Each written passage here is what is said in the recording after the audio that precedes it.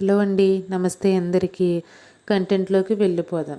ఈరోజు మనం 3 విషయాల గురించి తెలుసుకుందాం. ధనుర్మాసం వ్రతం ఎందుకు చేస్తారు, పాశురాలు ఎన్ని, పాశురాలు అంటే ఏమిటి, ధనుర్మాస వ్రతం ఎందుకు చేస్తారు అంటే ఇది గోదాదేవి శ్రీకృష్ణుని కళ్యాణానికి సంబంధించింది.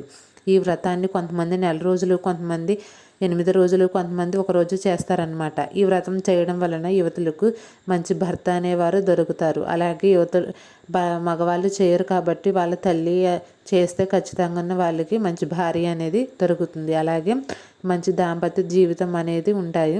సుగుణాలు ఉన్న అబ్బాయితో పెళ్ళి అనేది జరుగుతుంది. అలాగే పాశురాలు ఎన్ని అంటే పాశురాలు 30 అండి. పాశురాలు అంటే ఏమిటి అంటే కీర్తనలు అన్నమాట, పద్యాలు అన్నమాట. ఈ కీర్తనలు పద్యాల్లో ఏముంటుందంటే శ్రీకృష్ణుని యొక్క లీలల గురించి గోదాదేవి తన చెలికత్తెలకు వినిపిస్తుంది అన్నమాట, పద్యాల రూపంలో అన్నమాట. వీటినే పాశురాలు అంటారు. అలాగే చాలామందికి ఒక డౌట్ ఉండొచ్చండి, ధనుర్మాసంలో వివాహాలు ఎందుకు చేయరు, తర్వాత ధనుర్మాసం అయ్యాక మాత్రమే ఎందుకు చేస్తారని. ఎందుకంటే రవి అనే గ్రహము ధనురాశిలో ప్రవేశించి మకరంలోకి వెళ్ళే సమయమే ధనుర్మాసం. ధనుస్సు మీనంలో రవి ఉన్నప్పుడు, రవిరాశి అయిన బృహస్పతిలో ఉన్నప్పుడు ఏ శుభకార్యం జరగదు.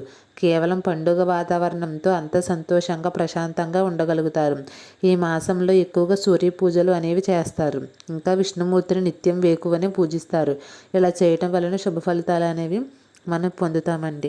కాబట్టి ప్రతి ఒక్కరూ కూడా ధనుర్మాసంలో వీలైనంతగా తమ పిల్లలకు పెళ్ళి కానీ యువతలు కానీ ఉంటే ఖచ్చితంగా ఏదో ఒక రోజు వ్రతాన్ని అనేది చేయించండి.